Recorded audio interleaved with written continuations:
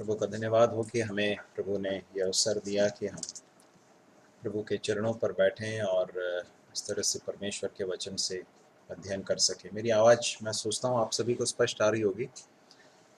हम प्रेरितों के काम की पुस्तक उसके 12वें अध्याय में आ जाएंगे। प्रेरितों के काम की पुस्तक उसका 12वां अध्याय निकाल लीजिए और उसके उस पूरे अध्याय को हम पढ़ेंगे। मैं आग्रह करूंगा कि 3 या 4 लोग जैसे भी बांट कर इस अध्याय को पढ़ेंगे। कृपया एक दूसरे के लिए इंतज़ार न करें, इस अध्याय को पढ़ेंगे, जिन्हें भी मिल जाए पढ़ें।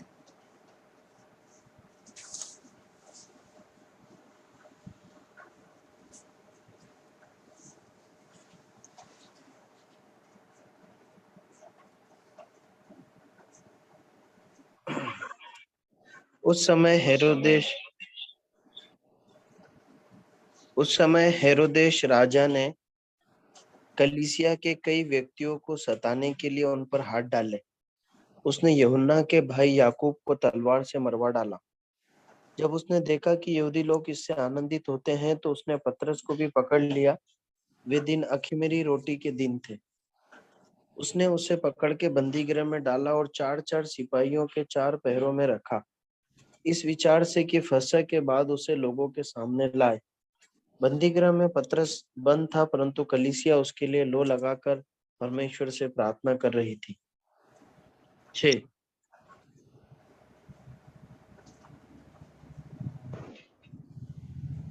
और जब हेरोदेस उसे उनके सामने लाने को था तो उसी रात पतरस 2 जंजीरों में बंधा हुआ 2 सिपाहियों के बीच में सो रहा था और पहरुए द्वार पर बंदीगृह की रखवाली कर रहे थे। तो देखो, प्रभु का एक स्वर्गदूत आ खड़ा हुआ और उस कोठरी में ज्योति चमकी और उसने पतरस की पसली पर हाथ मार के उसे जगाया और कहा, उठ, फुर्ती कर। और उसके हाथों से जंजीरें खुलकर गिर पड़ी। तो स्वर्गदूत ने उससे कहा, कमर बांध और अपने जूते पहन ले। उसने वैसा ही किया। फिर उसने उससे कहा, अपना वस्त्र पहनकर मेरे पीछे हो ले। वह निकलकर उसके पीछे हो लिया, परंतु यह न जानता था कि जो कुछ स्वर्गदूत कर रहा है वह सचमुच है। वह ने समझा कि मैं दर्शन देख रहा हूँ। तब वे पहले और दूसरे पहरे से निकलकर उस लोहे के फाटक पर पहुंचे जो नगर की ओर है। वह उनके लिए आप से आप खुल गया और वे निकलकर एक ही गली होकर गए। इतने में स्वर्गदूत उसे छोड़कर चला गया। तब पतरस ने सचेत होकर कहा, अब मैंने सच जान लिया कि प्रभु ने अपना स्वर्गदूत भेजकर मुझे हेरोदेस के हाथ से छुड़ा लिया और यहूदियों की सारी आशा तोड़ दी। 12 और यह सोचकर वह उस यूहन्ना की माता मरियम के घर आया, जो मरकुस कहलाता है। वहां बहुत लोग इकट्ठा होकर प्रार्थना कर रहे थे। जब उसने फाटक की खिड़की खटखटाई तो रूत नाम का एक दास सुनने को आई और पतरस का शब्द पहचानकर उसने आनंद के मारे फाटक ने ना खोला, परंतु दौड़कर भीतर गई और बताया कि पतरस द्वार पर खड़ा है। उन्होंने उससे कहा, तू पागल है, परंतु वह दृढ़ता से बोली कि ऐसा ही है। तब उन्होंने कहा, उसका स्वर्गदूत होगा, परंतु पतरस खटखटाता ही रहा। सो उन्होंने खिड़की खोली और उसे देखकर चकित हो गए।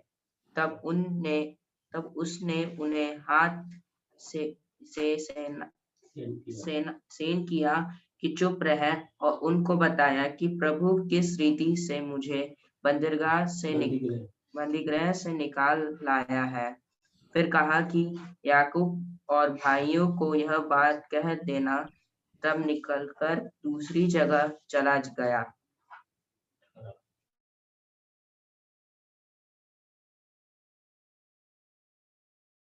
भाई दिनेश भी पढ़ सकते हैं। भाई दिनेश पढ़ेंगे? जी भैया। भोर को सिपाहियों में बड़ी हलचल होने लगी कि पतरस का क्या हुआ। जब हेरोदेस ने उसकी खोज की और न पाया तो प्रहरियों की जांच करके आज्ञा दी गई कि वे मार डाले जाए, और वह यहूदिया को छोड़कर कैसरिया में जा रहा। और वह सूर और सैदा के लोगों से बहुत अप्रसन्न था। तो वे एक चित्त होकर उसके पास आए और पिलातुस को, जो राजा का एक कर्मचारी था, मनाकर मेल करना चाहा, क्योंकि राजा के देश से उनके देश का पालन पोषण होता था। और ठहराए हुए दिन हेरोदेस राजस्व सैनकर सिंहासन पर बैठा और उनको व्याख्यान देने लगा। और लोग पुकार उठे कि यह तो मनुष्य का नहीं, परमेश्वर का शब्द है। उसी क्षण प्रभु के एक स्वर्गदूत को ने तुरंत उसे मारा, क्योंकि उसने परमेश्वर की महिमा न की, और वह कीड़े पड़ के मर गया। परंतु परमेश्वर का वचन बढ़ता और फैलता गया। जब बरनबास और शाऊल अपनी सेवा पूरी कर चुके, तो यूहन्ना को मरकुस कहलाता है और साथ लेकर यरूशलेम से लौटे। धन्यवाद दिनेश भाई।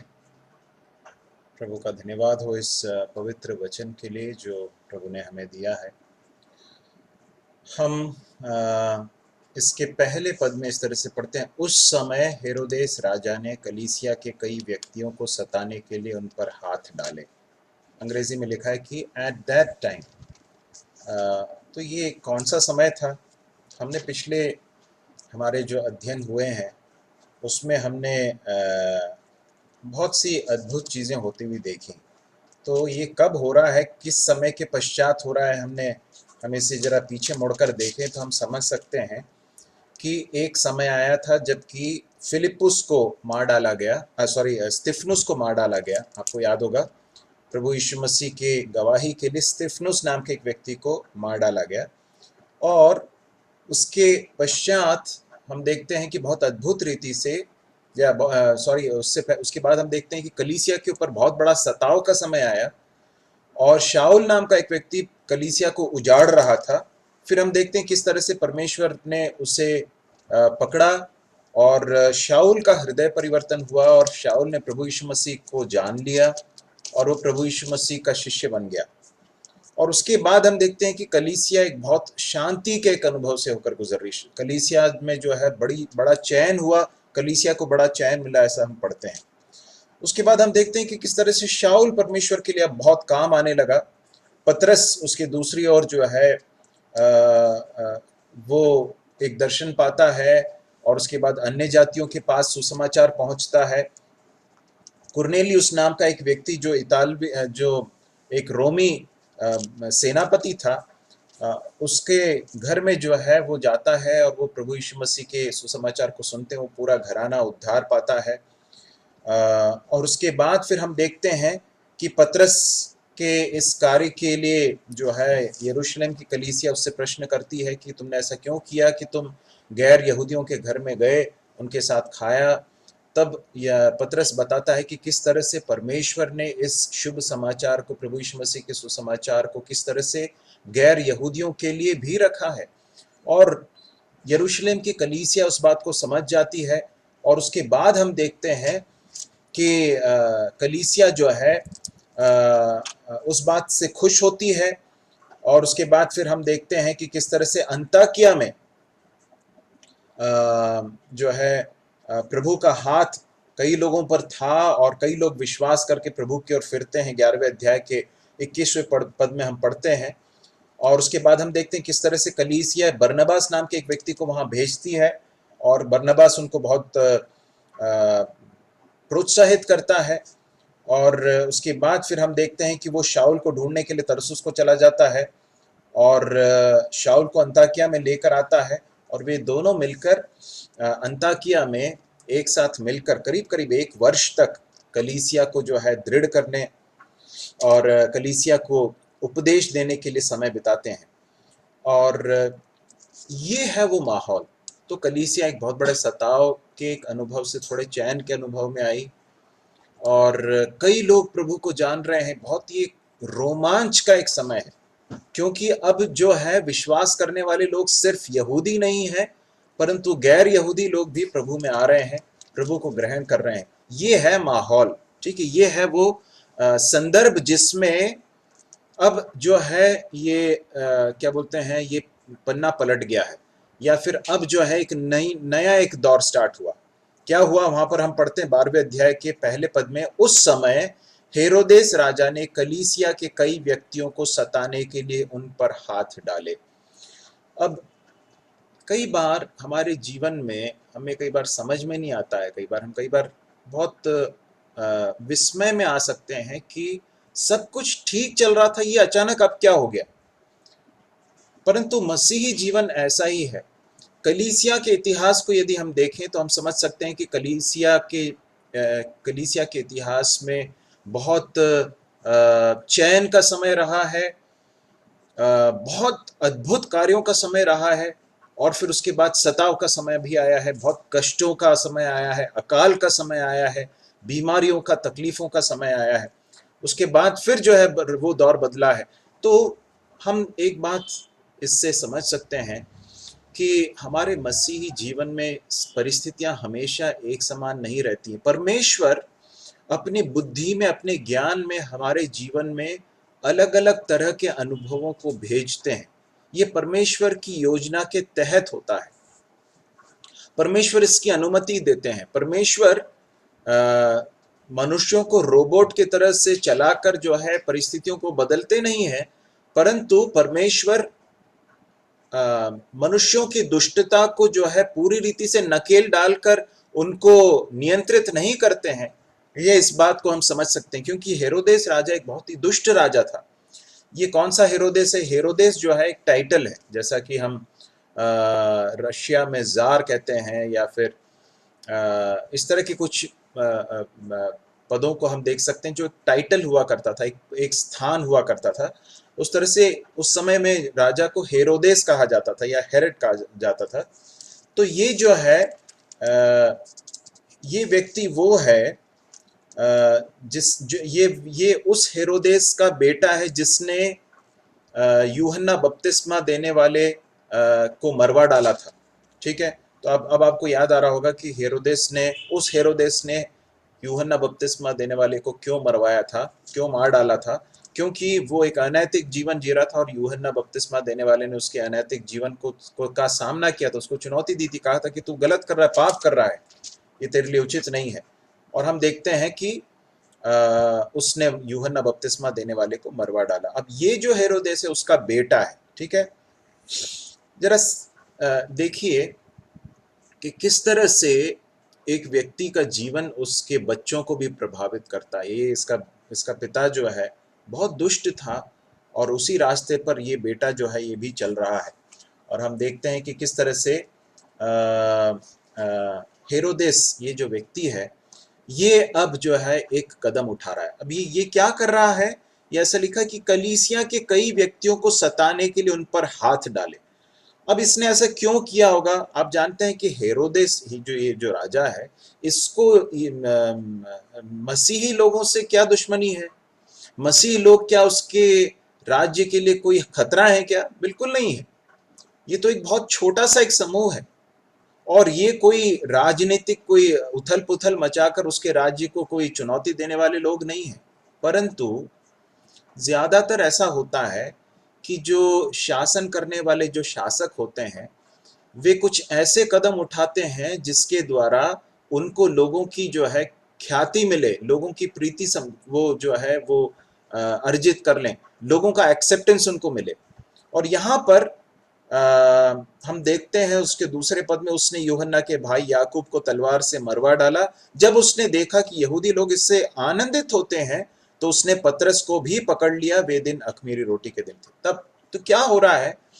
ये व्यक्ति जो कुछ कदम उठा रहा है उसके पीछे का जो लॉजिक है, तर्क क्या है कि मैं किसी भी तरह से अपने इस सिंहासन को या मैं अपने राज्य को जो है वो बरकरार रखूं।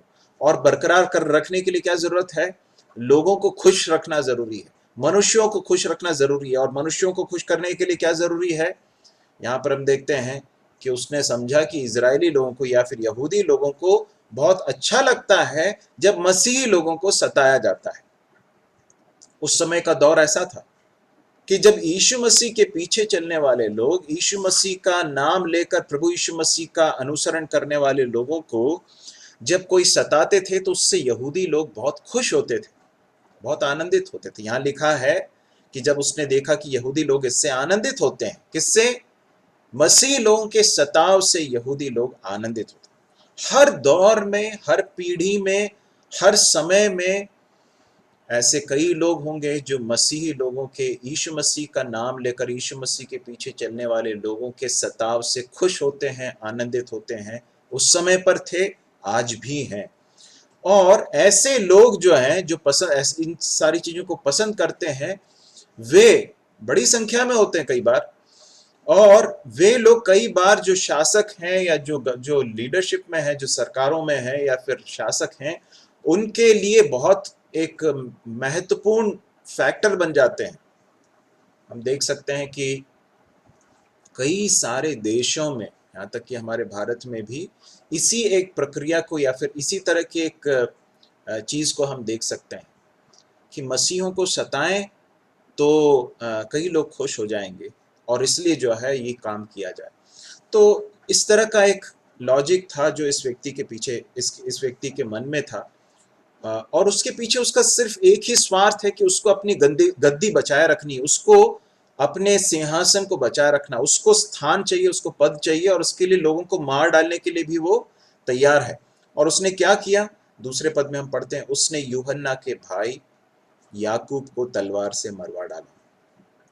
मेरे प्रिय भाइयों और बहनों, मनुष्य इस संसार में जो प्रभु का भय नहीं मानते हैं, प्रभु को नहीं जानते हैं, वे अपने स्वार्थ के लिए, वे किसी भी हद तक जाने के लिए तैयार होते हैं। ये इस बात का एक प्रमाण है।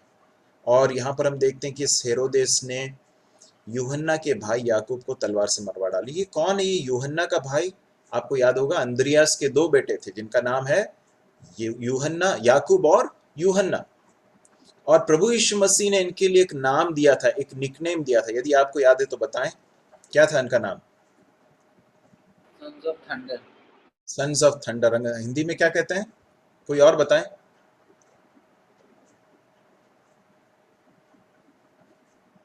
गर्जन के पुत्र। गर्जन के पुत्र, ठीक है। और भी मैं चाह रहा था कि और भी लोग बताएं। अंकल तो बहुत सारी चीज़ें, एनसाइक्लोपीडिया है, उनको बहुत सारी चीज़ें मालूम रहती हैं। मैं चाह रहा था कि और भी लोग बताएं, मुंह खोलकर बताएं, ठीक है। तो गर्जन के पुत्र कहा जाए, प्रभु यीशु मसीह ने इनको गर्जन के पुत्र कहा। क्यों कहा ऐसा? जिन्होंने अभी तक नहीं बताया वे बताएं। सौम्या ने बताया कि बहुत जल्दी क्रोध करने वाले लोग थे। यदि आपको कोई याद है कोई भाग जहां पर बहुत जल्दी वो क्रोधित हो गए? एक सिचुएशन था जहाँ पे लोग सही से रेस्पॉन्ड नहीं किए तो बोले कि ऊपर से फायर लाके इनको खत्म करवाए, क्या ऐसे कुछ। सही है, सही है। तो उससे समझ में आता है कि ये लोग बहुत जल्दी गुस्सा होने वाले लोग थे, बहुत जल्दी क्रोधित होने वाले लोग थे। और एक और बात इनके बारे में देखते हैं, इन्होंने एक मांग रखी थी जिसके कारण बाकी शिष्य लोग जो है बहुत नाखुश थे इनसे। किसी और को बताने का मौका जिसने अभी तक नहीं बताया है, बता सकते हैं?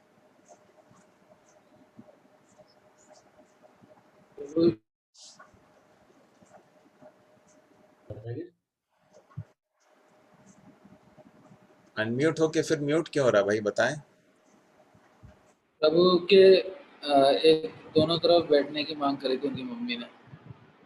ओके, ठीक है। तो खैर ये उनकी माँ ने जो है ये मांग रखी थी, डिमांड रखा था कि प्रभु आपका जब राज्य आएगा तो आपके सिंहासन के एक व्यक्ति रहे, मतलब याकूब यूहन्ना में से एक रहे, और दूसरी और बाईं तरफ जो है, दाएं तरफ एक व्यक्ति, बाएं तरफ दूसरा व्यक्ति, मतलब उनको जो है एक बड़ा अधिकार मिलना चाहिए। मंत्री पद में जो अहम स्थान है वो इनको मिलना चाहिए करके उनकी माँ के द्वारा सिफारिश लाई गई, परंतु आइडियाज जो है मोस्ट प्रोबेबली इन्हीं का रहा होगा। और वहाँ पर लिखा हुआ है कि जो बाकी 10 शिष्य थे उनको अच्छा नहीं लगा, उनको बहुत खराब लगा। क्यों लगा? क्योंकि उनको ये समझ में आया कि अगर ये लोग अगर स्थान ले लेंगे तो फिर हमारा क्या होगा, है ना। तो ये इस तरह के लोग हुआ करते थे। परंतु आप जानते हैं वहां पर प्रभु यीशु मसीह ने इस तरह से कहा कि क्या तुम उस कटोरे को पी सकते हो जो मैं पीने पर हूं, और क्या उस बपतिस्मा को ले सकते हो जो मैं लेने पर हूं? और उस समय पर इनका उत्तर क्या था, याद है आपको? उन्होंने इस तरह से कहा कि हाँ, हम ले सकते हैं। और प्रभु ने इस तरह से कहा कि तुम उस कटोरे को पियोगे या फिर उस बपतिस्मा को ले लोगे, लेकिन ये पिता की का निर्णय है कि कौन कहाँ पर बैठेगा। तो वहां पर प्रभु ने इस बात से इनकार नहीं किया कि वे प्रभु के लिए मर जाएंगे, और यहाँ पर वो बात पूरी हो गई, है ना। प्रभु यीशु मसीह के लिए इन दो भाइयों में से एक जो है वो तलवार से मार डाला गया। मेरे प्रिय भाइयों और बहनों, मैं आपको बताना चाहता हूँ कि इन दोनों के जीवन में जो परिवर्तन आया वो बहुत ही स्पष्ट रूप से दिखाई देता है। एक समय पर बहुत जल्दी गुस्सा होने वाले लोग, और एक समय था जब पद के लिए, प्रतिष्ठा के लिए और स्थान के लिए बहुत अधिक विचलित रहने वाले लोग, बहुत इच्छा रखने वाले लोग थे। परंतु हम आगे जाकर देखते हैं किस तरह से ये प्रभु के समर्पित शिष्य बन गए, और किस तरह से उन्होंने अपने प्राणों को, अपने जीवन को प्रभु के लिए बलिदान किया। तो यहाँ पर हम देखते हैं कि याकूब जो है तलवार से मार डाला गया, ठीक है। जब उसने देखा कि यहूदी लोग इससे आनंदित होते हैं, तीसरा पद, तो उसने पतरस को भी पकड़ लिया, ठीक है। सबसे पहले उसने क्या किया, याकूब को पकड़ा, और उसके बाद फिर उसने जब देखा कि बहुत लोग और खुश हो रहे हैं इससे, तो उसने क्या किया, उसने पतरस को भी पकड़ लिया। और ये समय कब था, लिखा है कि वे अखमीरी रोटी के दिन थे। 14 दिन अखमीरी रोटी के दिन का पर्व हुआ करता था, और वो 14वें दिन जो है फसह का पर्व मनाया जाता था। उसके बाद अखमीरी रोटी के बाद फसह का पर्व आता था, और इन दिनों में ये हुआ। तो हमें नहीं मालूम एग्जैक्टली कौन से दिन ये हुआ, परंतु ऐसा अंदाजा लगाया जा सकता है कि एक से अधिक दिन रहा होगा जब पतरस जो है बंदीगृह के अंदर रहा। और वहां लिखा है कि उसने उसे पकड़ के बंदीगृह में डाला और 4-4 सिपाहियों के 4 पहरों में रखा, इस विचार से कि मसीह के बाद उसे लोगों के सामने लाए। फसह के बाद उसे लोगों के सामने लाए। तो हेरोदेस ने किसको पकड़ लिया, याकूब को तो मरवा डाला, उसके बाद पतरस को भी पकड़ लिया। अब पतरस को क्यों पकड़ा है, क्यों पकड़ा है?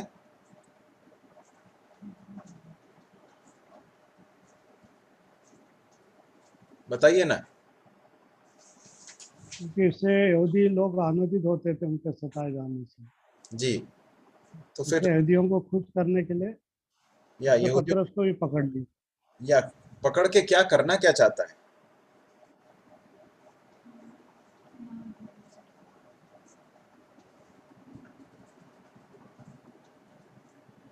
बताएंगे?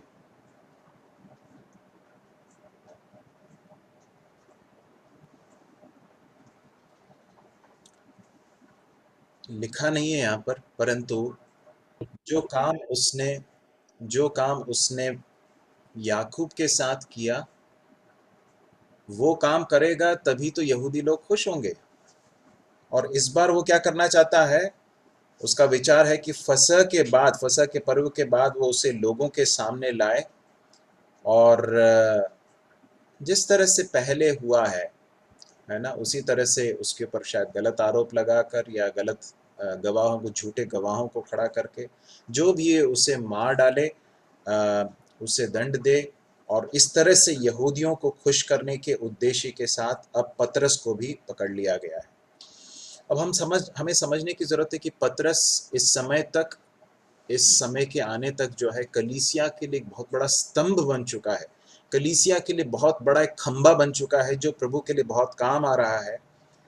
और पतरस, याकूब का जो पकड़ा जाना था और मार डाला जाना शायद अचानक हुआ होगा, और उसके बाद फिर अब जब पतरस को भी पकड़ लिया गया, तब जो है कलीसिया के लिए ये बहुत बड़ा एक झटके के रूप में रहा होगा। कलीसिया को ये इसने जो है पूरी रीति से शेक कर दिया होगा।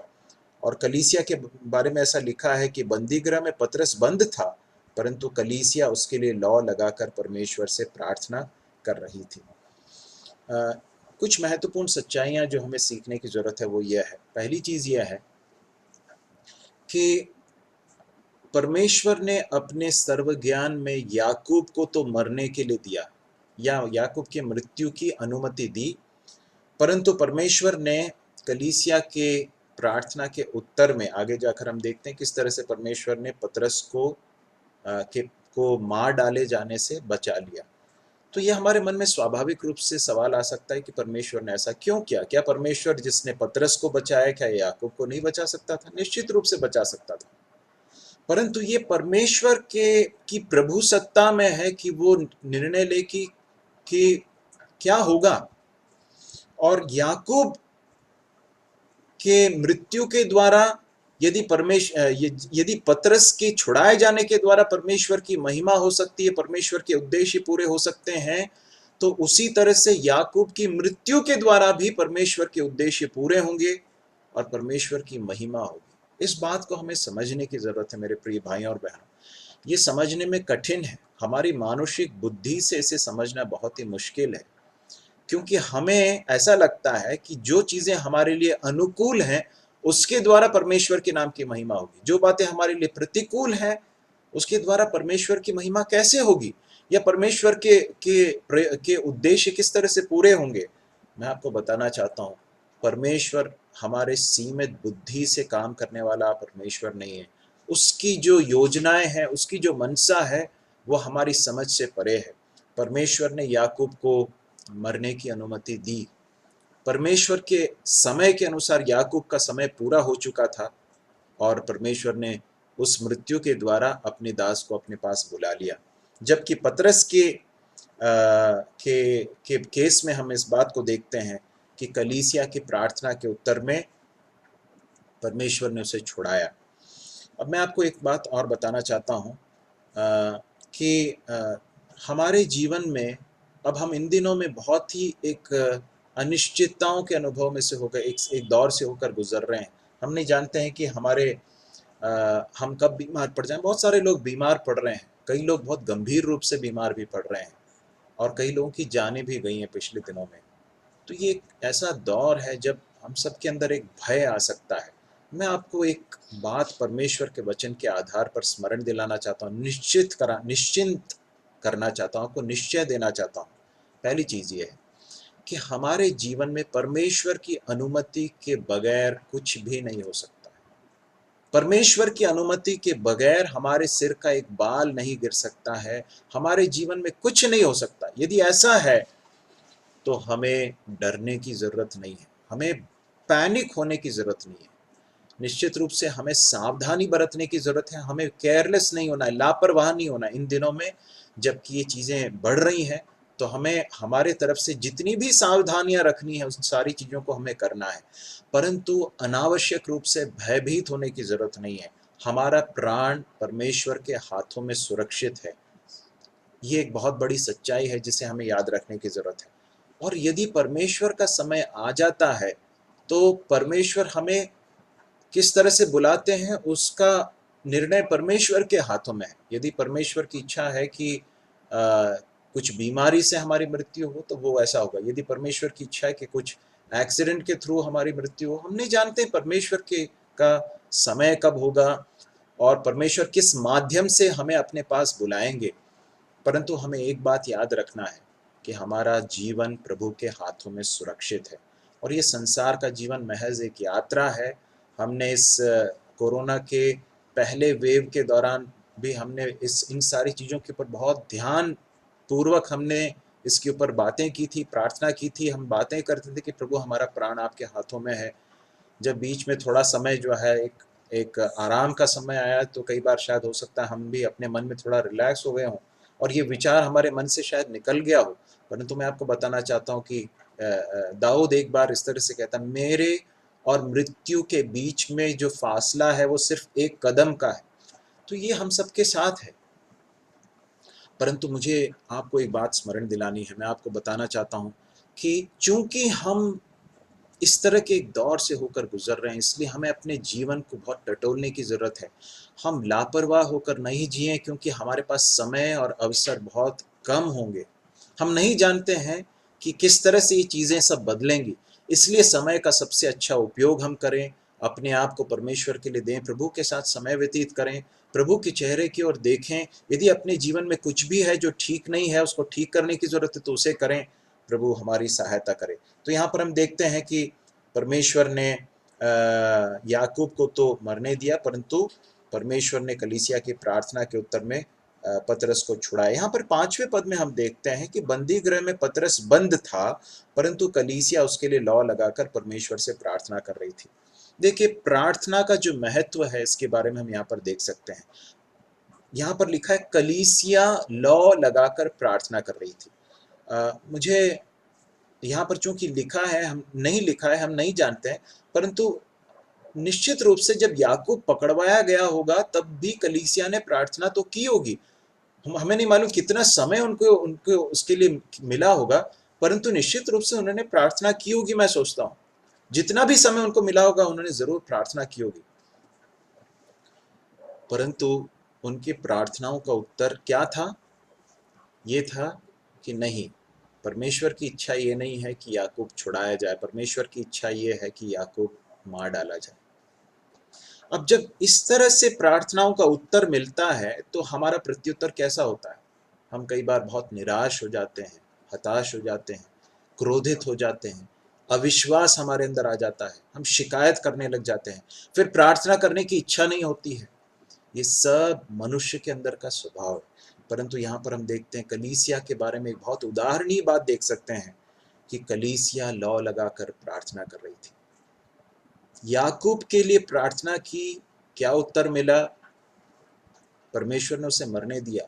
तो क्या पतरस को जब पकड़ाया गया तो क्या कलीसिया इस तरह से कर रही है कि हाँ ठीक है, प्रभु की इच्छा होगी तो प्रभु बचा लेगा, और नहीं तो फिर जो है ठीक है, याकूब जैसा मारा गया वो भी मारा जाएगा?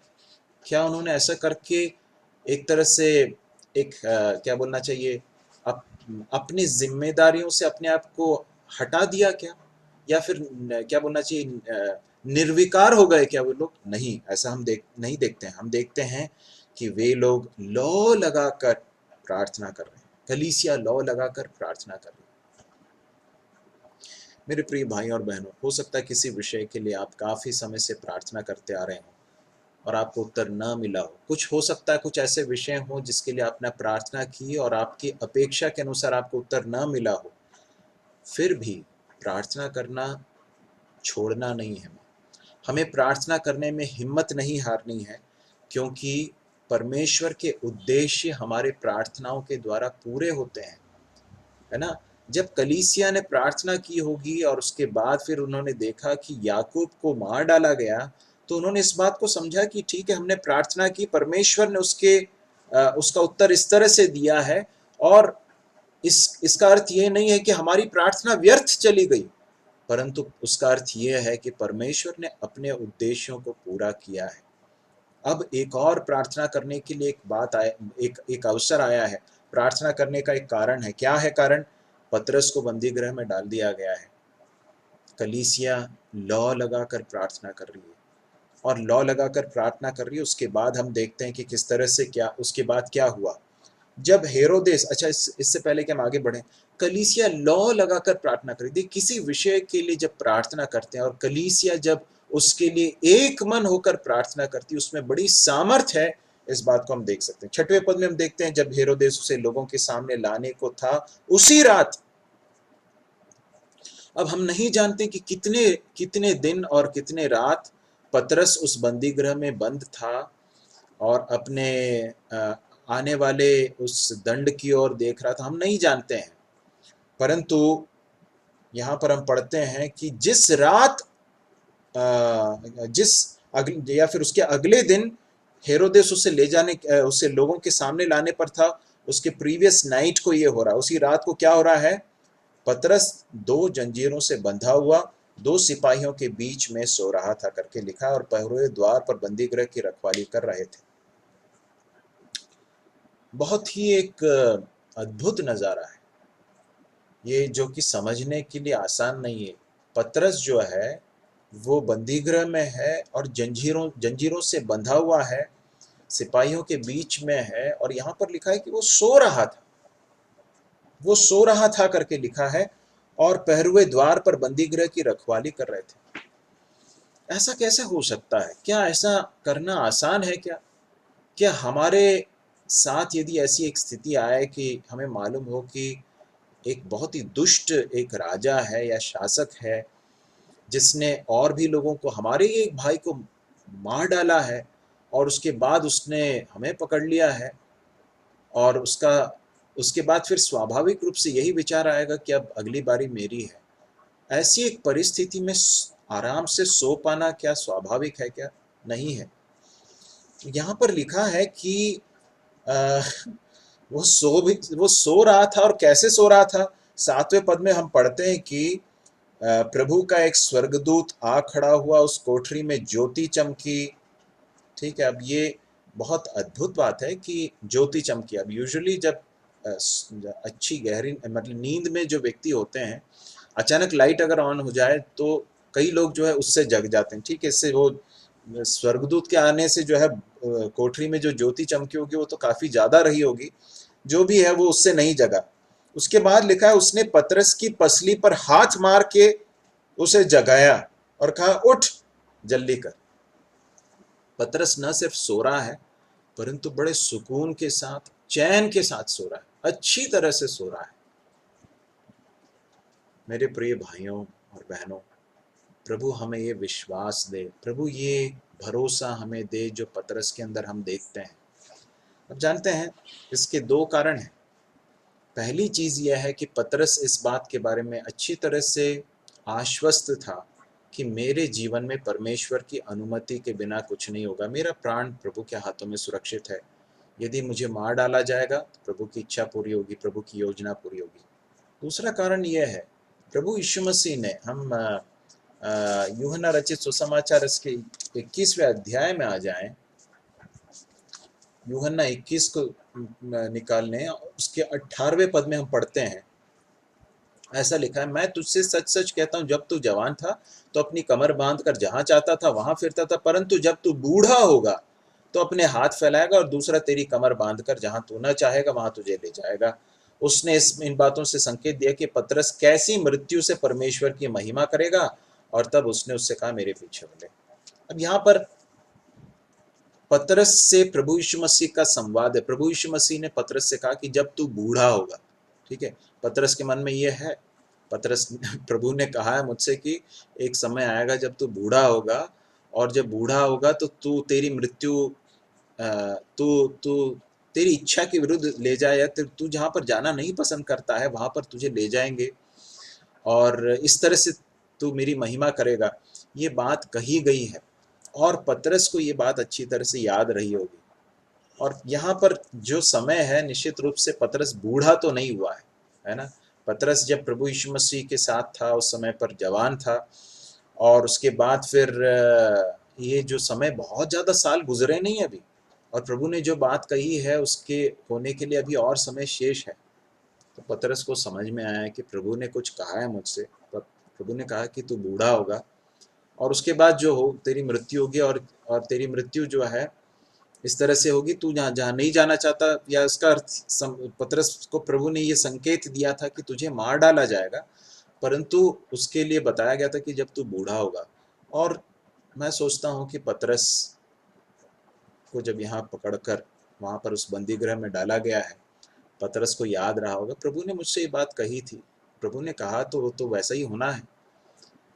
तो प्रभु की बात पर विश्वास करने वाले एक पतरस को हम देखते हैं। एक समय बहुत ही जल्दी विचलित होने वाला, बहुत जल्दी डर जाने वाला, बहुत उतावलीपन में काम करने वाले पतरस को एक समय हम देखते हैं, परंतु यहाँ पर हम देखते हैं बड़े चैन के साथ प्रभु ने कुछ कहा है उसके बारे में, उस पर विश्वास करते हुए, और प्रभु के ज्ञान पर, प्रभु की सामर्थ्य पर भरोसा करके आराम से सोने वाले एक पतरस को हम देखते हैं। तो सो रहा है, और उसके बाद फिर हम देखते हैं स्वर्गदूत आता है और हाथ मारकर उसे जगाता है। उसके हाथों से जंजीरें खुलकर गिर पड़ी, ऐसा लिखा है, स्वर्गदूत ने उससे कहा, कमर बांध, अपने जूते पहन ले। उसने वैसा ही किया। फिर उसने उससे कहा, अपना वस्त्र पहनकर मेरे पीछे हो ले। तो उनका जो बाहरी वस्त्र रहा करता था, शायद उसने उतार कर रखा होगा, मेरे पीछे हो ले। वह निकल कर उसके पीछे हो लिया, परंतु यह न जानता था कि जो कुछ स्वर्गदूत कर रहा है वो सच है, वरन यह समझा कि मैं दर्शन देख रहा हूं। अभी तक पतरस को समझ में नहीं आया कि हो क्या रहा है। उसे ऐसा लग रहा है कि कोई दर्शन देख रहा है। तब वे पहले और दूसरे पहरे से निकलकर मतलब 4 लेयर्स ऑफ मतलब पहरे रखे गए हैं, और पहला पहरा दूसरा पहरा सब निकल कर जो है लोहे के फाटक पर पहुंचे, ऐसा लिखा है, जो नगर की ओर है। और वो द्वार जो है अपने आप से खुल गया, और वे निकलकर एक ही गली होकर गए, और तुरंत ही स्वर्गदूत उसे छोड़कर चला गया। कितना अद्भुत है! ये पहरुए 4 स्क्वाड्स थे करके लिखे, 4 पहरुओं के 4 स्क्वाड्स थे जो पहरा दे रहे थे, और इन सब को पार करते हुए ये लोग जा रहे हैं, और ये इन लोगों को कुछ मालूम ही नहीं है कि क्या हो रहा है। बड़ी ज्योति चमकी है, स्वर्गदूत वहां पर आया है, उसकी जंजीरें नीचे खुलकर गिर पड़ी, कुछ भी नहीं उनको मालूम पड़ रहा है। क्यों ऐसा हो रहा है? क्योंकि परमेश्वर का हाथ वहां पर काम कर रहा है। ये मनुष्यों के द्वारा समझी जाने वाली बात नहीं है। देखते हैं कि वे उस लोहे के फाटक के पास पहुंचे। निश्चित रूप से लोहे का फाटक बंद रहा होगा, और वहां लिखा है कि वो अपने आप से उनके लिए खुल गया। मेरे प्रिय भाइयों और बहनों, हमारे जीवन में परमेश्वर के उद्देश्यों की पूर्ति के लिए जब हम अपने आप को सौंपते हैं, यदि परमेश्वर हमारे जीवन में किसी कार्य को करना चाहता है, तो फिर उसके लिए कोई बात रुकावट नहीं है। उसके लिए फिर पहरेदार कोई रुकावट नहीं है, उसके लिए जंजीरें कोई रुकावट नहीं है, उसके लिए लोहे के फाटक कोई रुकावट नहीं है। सब चीजें अपने आप खुल जाती हैं, ऐसा देखते हैं। आपके जीवन में यदि कोई ऐसी परिस्थिति आपको दिख रही है जो बहुत कठिन दिखाई देती है, बहुत बहुत भारी दिखती है, आपको लगता है कि अब कैसे होगा, क्या होगा, मैं आपको बताना चाहता हूँ कि परमेश्वर के हाथों में उसे सौंपे। परमेश्वर यदि चाहता है तो उसे बड़े आसानी के साथ हटा सकता है। हम देखते उसके बाद स्वर्गदूत उसे छोड़कर चला गया। तब पतरस ने सचेत होकर कहा, अब मैंने सच जान लिया कि प्रभु ने अपने स्वर्गदूत भेजकर मुझे हेरोदेस के हाथ से छुड़ा लिया और यहूदियों की सारी आशा तोड़ दी है। ये जानकर वह उस यूहन्ना की माता मरियम के घर आया, जो मरकुस कहलाता है। ये कौन सा मरकुस है? आगे जाकर हम देखते हैं कि बरनबास और शाऊल जो है एक मिशनरी यात्रा के लिए निकलते हैं, 13वें अध्याय में पढ़ते हैं, और आगे जाकर हम पढ़ते हैं कि वे मरकुस नाम के एक व्यक्ति को अपने साथ ले जाते हैं, जिसको यूहन्ना भी कहा जाता है, जॉन मार्क कहते हैं, और इसी मरकुस ने मरकुस रचित सुसमाचार भी लिखा है। ठीक है। और ये जो है इस मरकुस के बारे में कहा जाता है कि ये एक धनी परिवार से था। उसके ही ऊपरी कोठरी में जो है ये कलीसिया के जो विश्वासी हैं वे लोग प्रार्थना कर रहे थे, और यहाँ पर हम देखते हैं कि वे उसी घर में वो जाता है, क्योंकि शायद इनकी रीति रही होगी कि उस घर में बड़ी कोठरी थी, तो वहां बैठकर प्रार्थना करते होंगे। जब उसने फाटक की खिड़की, यहाँ लिखा है कि वहां बहुत से लोग इकट्ठे होकर प्रार्थना कर रहे थे, है ना। ये रात का समय, आप याद सोचकर देखिए, रात के समय पर वे लोग बैठकर इकट्ठे होकर प्रार्थना कर रहे हैं। तो कलीसिया जब एक बहुत बड़ी त्रासदी में से होकर गुजरने की इस अवस्था में, उन लोगों ने समय का कोई वो नहीं रखा।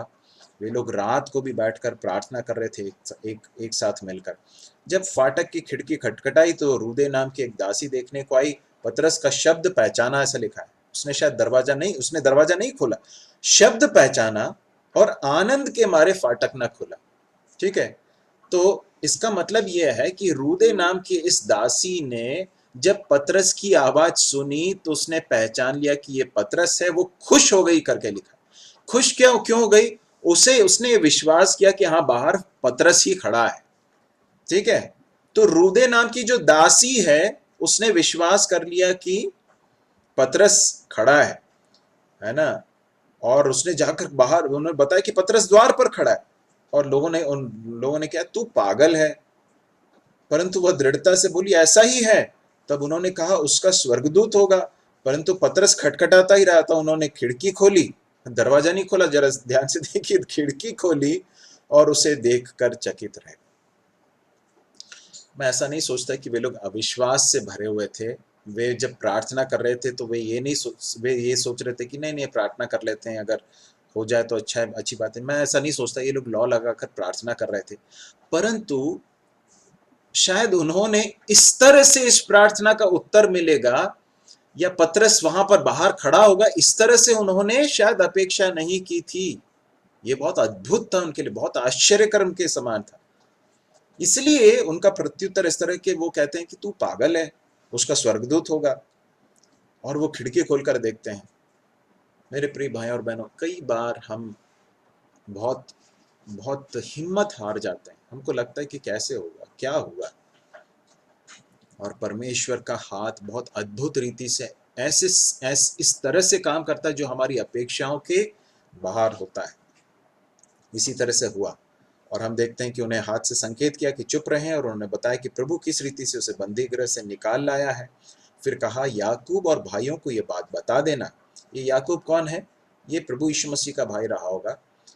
याकूब और भाइयों को ये बता, क्योंकि उस समय पर उस कलीसिया, यरूशलेम के कलीसिया में याकूब या प्रभु यीशु मसीह का जो भाई याकूब है, वो एक बहुत महत्वपूर्ण एक व्यक्ति के रूप में उभर कर आया था। याकूब और भाइयों को यह बात बता देना।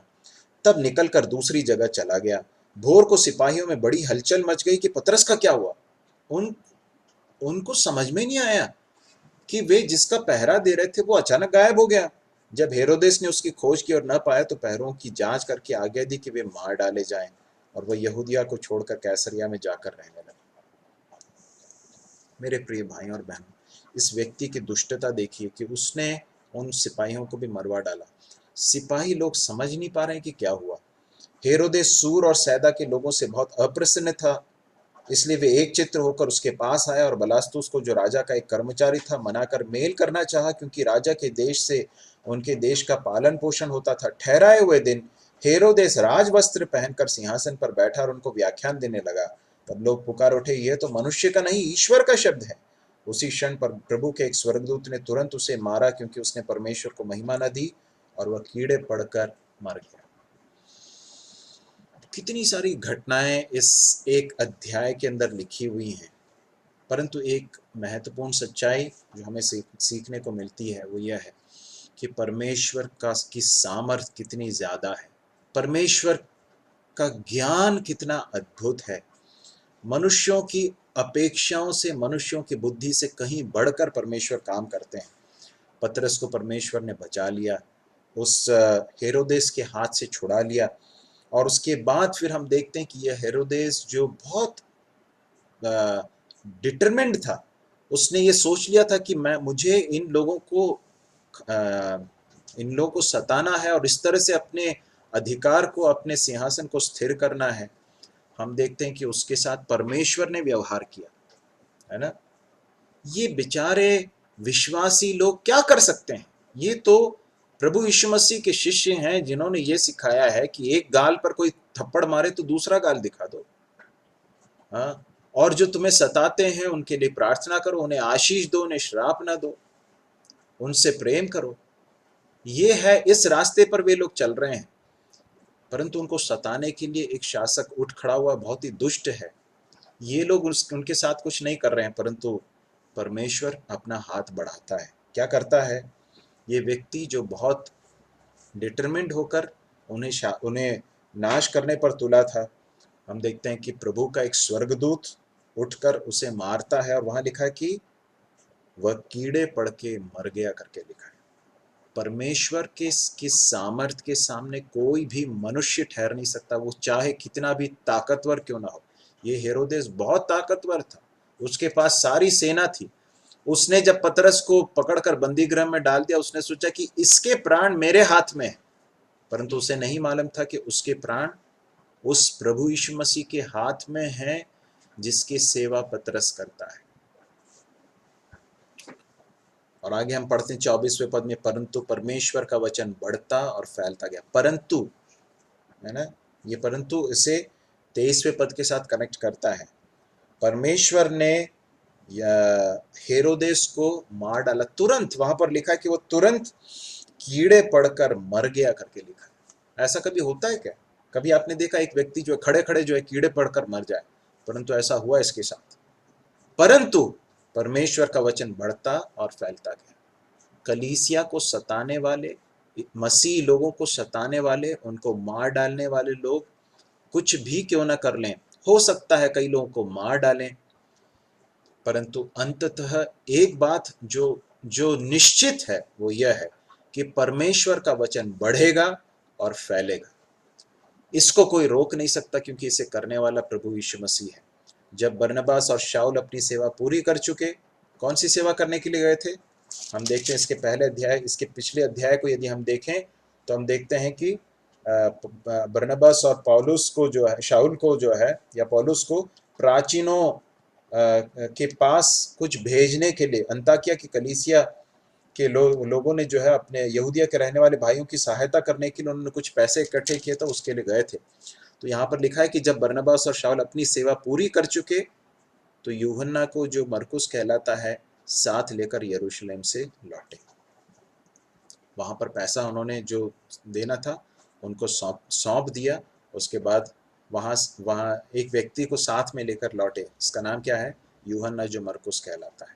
आगे जाकर देखते हैं कि वो प्रभु के लिए बहुत काम आया। मेरे प्रिय भाइयों और बहनों, बहुत सारी चीजें हमने देखी, परंतु संक्षिप्त में मैं आपको बताना चाहता हूँ, हमारे जीवन के ऊपर प्रभु का अधिकार है, प्रभु का नियंत्रण है। हमारे जीवन के अनुकूल एवं प्रतिकूल परिस्थितियों के द्वारा परमेश्वर के उद्देश्य पूरे होंगे और परमेश्वर के नाम की महिमा होगी। हम नहीं जानते हैं कि हमारे पास समय कितना है, अवसर कितना है, इसलिए हर अवसर को बहुमूल्य समझें। हमारे जीवन में यदि कुछ भी है जो ठीक करने के लिए है, उसे करें। और यदि हमें आने वाले दिनों में एक प्रतिकूल परिस्थिति का सामना करना पड़े तो हम हिम्मत ना हारें, प्रार्थना करें। प्रार्थना करते समय यह न सोचें कि मैंने पिछले बार प्रार्थना की, मेरी प्रार्थना का उत्तर मुझे नहीं में मिला, तो इस समय भी जब मैं प्रार्थना नहीं करूंगा, ऐसा ना करें। प्रार्थना करें, लौ लगाकर हम सब प्रार्थना करें। जब कलीसिया लौ लगाकर प्रार्थना करती है उसमें बड़ी सामर्थ है। प्रभु के ऊपर भरोसा करें, इस बात को याद रखते हुए कि हमारा प्राण उसके हाथों में सुरक्षित है। और जब हम प्रार्थना करते हैं तो विश्वास करें कि हमारी प्रार्थनाओं के उत्तर में परमेश्वर सामर्थ के साथ काम करेंगे। और फिर हम इस बात को भी देख रहे थे कि किस तरह से परमेश्वर सारे लोगों के ऊपर अधिकार रखते हैं, उनके ऊपर भी जो दुष्टता के साथ प्रभु के लोगों को सताते हैं, प्रभु उनके साथ डील कर सकता है। हमें करने की ज़रूरत नहीं है, हम प्रार्थना करें, अपने आप को प्रभु के हाथों में सौंपें, और उसके बाद हम देखते हैं कि परमेश्वर का वचन फैलता गया, बढ़ता गया। उस कार्य को हम याद रखें। अपने जीवन के द्वारा हमें जो भी अवसर मिलता है, हम प्रभु के सुसमाचार को सुनाने के लिए और लोगों को प्रभु में स्थिर करने के लिए, बलवंत करने के लिए अपने जीवन को निवेशित करें। प्रभु हमारी सहायता करे। प्रभु के नाम की महिमा हो। कोई भी एक भाई प्रार्थना करके समाप्त करें।